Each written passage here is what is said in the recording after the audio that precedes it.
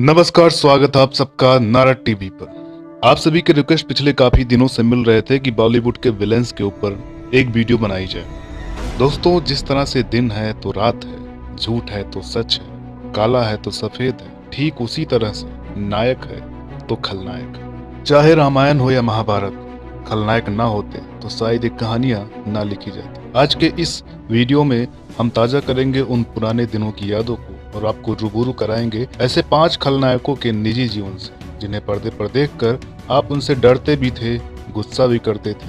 इन्हें देखकर यही मन करता था कि ये अगर टीवी के बाहर मिल जाएं तो मार मार कर इनका लिया बिगाड़ दें। लेकिन आपका यही डर और गुस्सा इनके अभिनय की जीत होती थी। दोस्तों, एक समय ही तो है जिस पर किसी का बस नहीं चलता। समय के चक्रव्यूह से कोई नहीं बच पाता। एक जमाने में हर फिल्म का हिस्सा बनने वाले ये विलेंस भी सिनेमा के बदलते प्रारूप के साथ साथ बॉलीवुड से गायब हो गए और अपने पीछे छोड़ गए अपने अभिनय से सजी वो फिल्में जिन्हें देखकर आज भी हम उन्हें याद करते हैं। हमारी इस लिस्ट में पहले नंबर पर हैं सदाशिव अमरापुरकर। इंस्पेक्टर, इस राख के हंडी को देख रहे हो?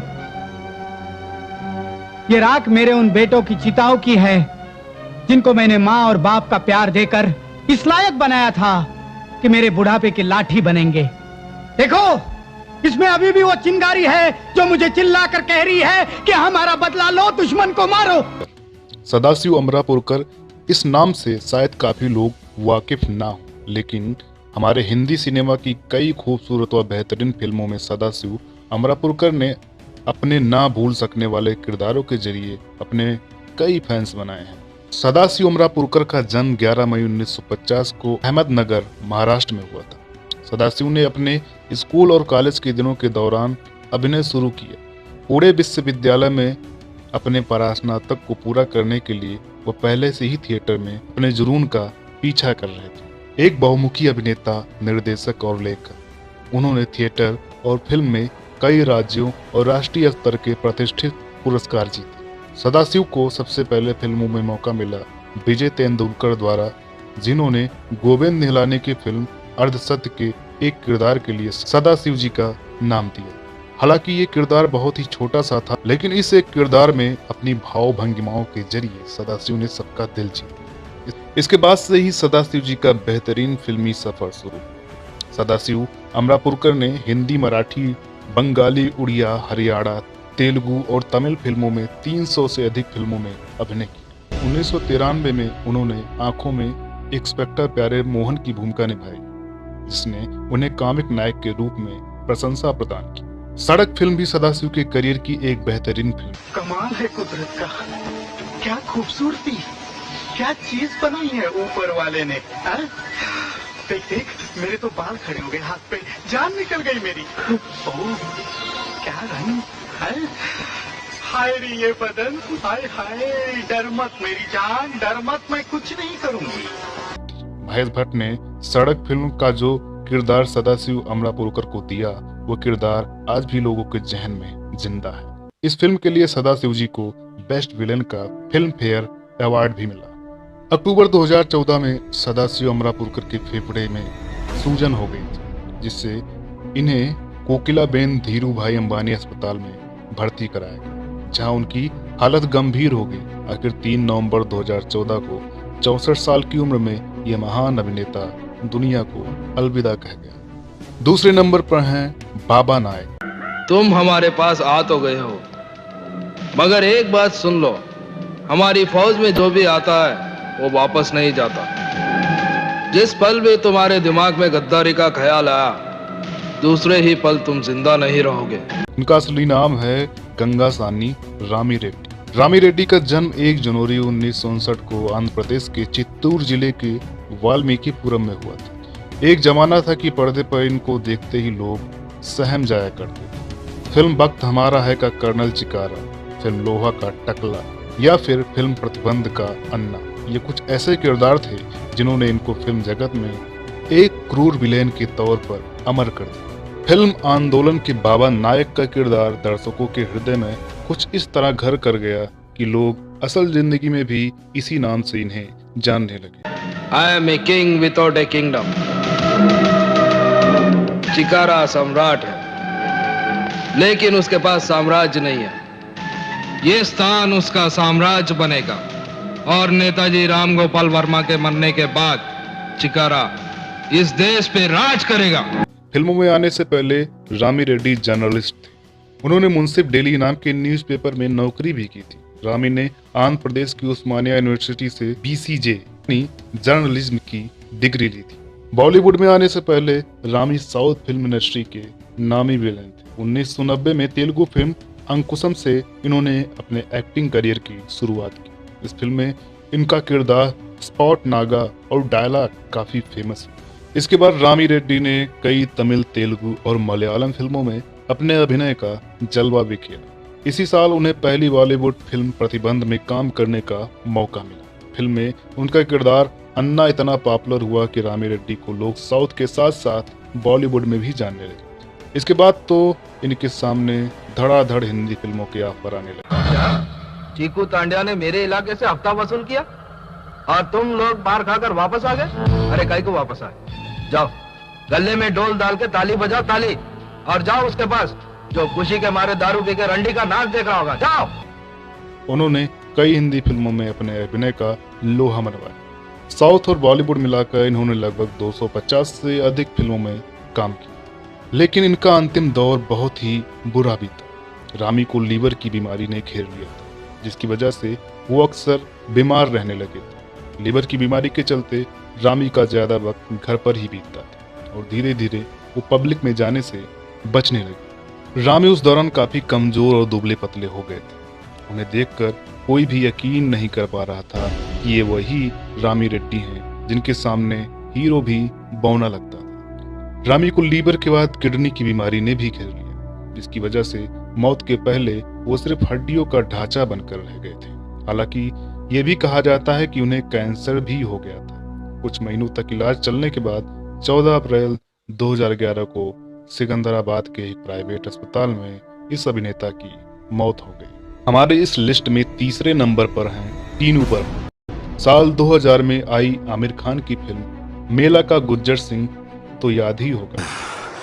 अब गुज्जर का हर जख्म तब भरेगा जब वो रूपा की आग बुझाएगा। तितली है तितली साली, उड़ के जाएगी कहां? जहां भी जाएगी लौट के गुज्जर के पास ही आएगी। वही गुज्जर जो आमिर खान पर भी भारी पड़ा था। रातों रात अपनी खलनायकी से फेमस होने वाले इस एक्टर का नाम टीनू बर्मा है। टीनू ने अपने फिल्मी करियर की शुरुआत 1993 में आई सुपरहिट फिल्म आंखें से की थी। लेकिन टीनू को पहचान फिल्म मेला में जबरदस्त रोल प्ले करने के चलते मिली थी। बात करें टीनू के करियर की तो उन्होंने फिल्म राजा हिंदुस्तानी, 16 और शबनम, गदर, बाज और गुलामी जैसी फिल्मों में भी अपनी खलनायकी से डर पैदा किया था। ये एक एक्टर होने के साथ साथ एक्टर स्टंट मैन भी। उनको बेस्ट एक्शन के लिए फिल्म फेयर अवार्ड भी मिल चुका है। बाद में इन्होंने कई टीवी सीरियल्स में भी काम किया। टीनू को आखिरी बार कलर्स टीवी के शो कर्म फल दाता सनी में देखा गया है। इस शो में उन्होंने दैत्य गुरु शुक्राचार्य का रोल प्ले किया है। यह शो नवंबर 2016 से मार्च 2018 तक चला। इसके साथ ही टीनू डायरेक्टर, स्टोरी राइटर और प्रोड्यूसर भी हैं।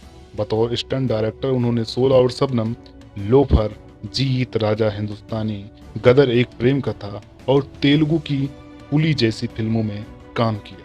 इतना ही नहीं, उन्होंने अपने फिल्मी करियर में डायरेक्शन में भी हाथ आजमाया। टीनू ने फिल्म माँ तुझे सलाम, बाज, राजा ठाकुर, दिस वीकेंड और गुलामी जैसी फिल्मों को डायरेक्ट भी किया है। आज भी ये फिल्म जगत में अपने बहुमुखी प्रतिभा के साथ सक्रिय हैं। चौथे नंबर पर आते हैं दीपक श्री के।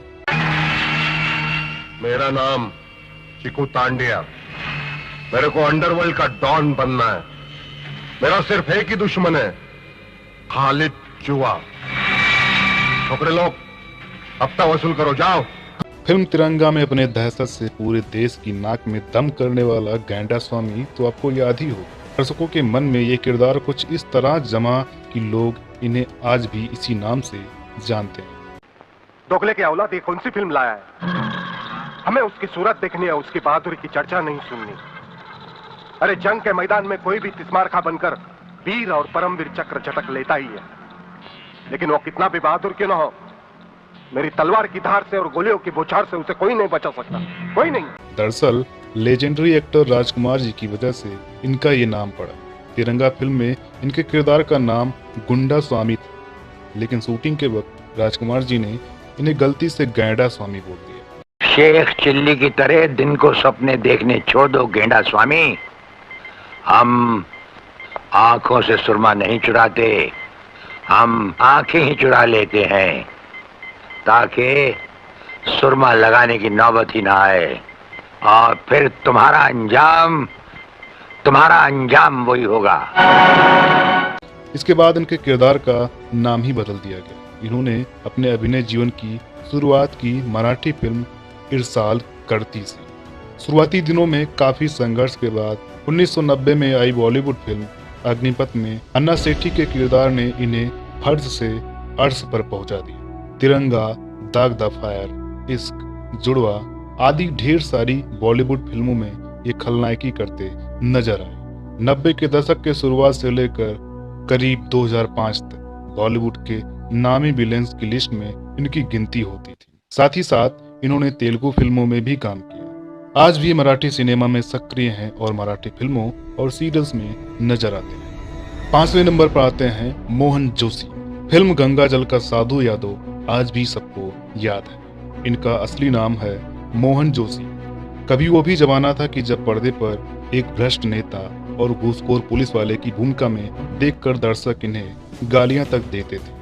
हिंदी फिल्मों के अलावा मोहन जोशी ने तमिल, तेलुगु, कन्नड़ और भोजपुरी फिल्मों में भी अपने अभिनय की मिसाल कायम की। मोहन जोशी का जन्म 12 जुलाई 1953 को बेंगलोर, कर्नाटक में हुआ था। मोहन जोशी ने अपनी शुरुआती पढ़ाई बेंगलोर से पूरी की। उसके बाद स्नातक की पढ़ाई के लिए वह मुंबई चले गए, लेकिन वहां उनका मन पढ़ाई में न लगकर अभिनय जगत की ओर आकर्षित हो।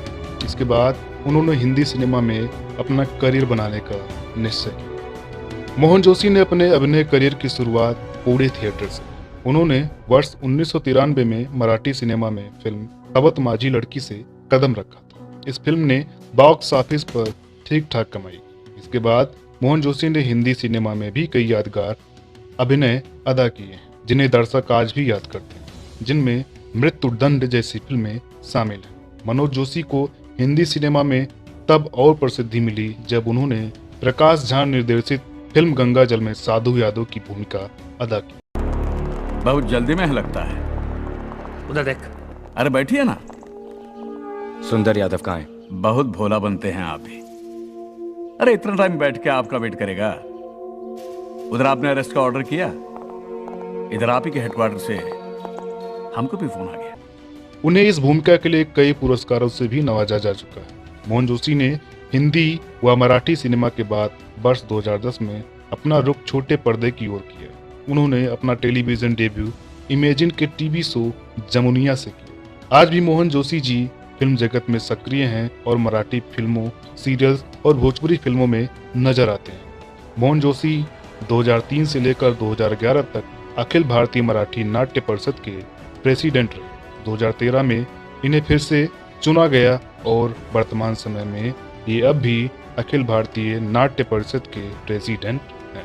इन्हें फिल्म फेयर अवार्ड से भी नवाजा जा चुका है। तो दोस्तों, ये रही उन 5 खलनायकों की कहानी। वीडियो ज़्यादा लंबी ना हो इसलिए हमने इसमें सिर्फ 5 ही नाम शामिल किए। अगर वीडियो आपको अच्छी लगी हो तो प्लीज़ इसे लाइक करें, कमेंट करके बताएं कि वीडियो आपको कैसी लगी। और अभी तक आपने हमारे चैनल को सब्सक्राइब ना किया हुआ हो तो जल्दी से सब्सक्राइब करें। अगर इस वीडियो पर आपका रिस्पांस अच्छा रहा तो इस वीडियो का पार्ट 2 भी हम जल्द लेकर आएंगे। तो मिलते हैं एक नए वीडियो में, तब तक के लिए नमस्कार।